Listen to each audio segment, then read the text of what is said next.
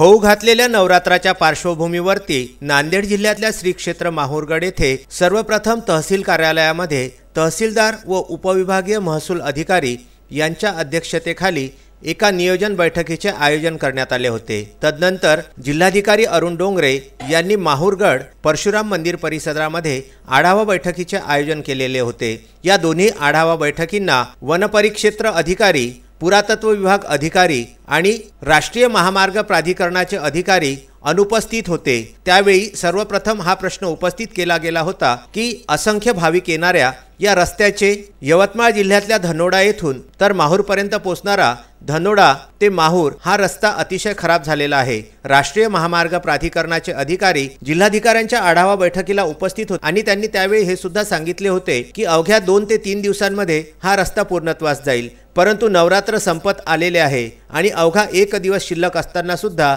या रस्त्याचे हाल जैसे थे आहेत। त्यामुळे जिल्हाधिकारी अरुण डोंगरे यांच्या आदेशाला वनपरिक्षेत्र अधिकारी, पुरातत्व विभाग अधिकारी आणि राष्ट्रीय महामार्ग प्राधिकरणाचे अधिकारी यांनी केराची टोपली दाखविली असल्याचे विश्वसनीय वृत्त आहे। त्यामुळे जिल्हाधिकारी अरुण डोंगरे आता या तिन्ही कार्यालयावरती कोणत्या प्रकारची कार्यवाही करतात याकडे सर्वसामान्य जनतेचे लक्ष लागलेले आहे। माहूरगड येथून संजय घोगरे व राजू दराडे यांच्यासह प्रबंध संपादक उमेश लोटे यांचा हा वृत्तांत।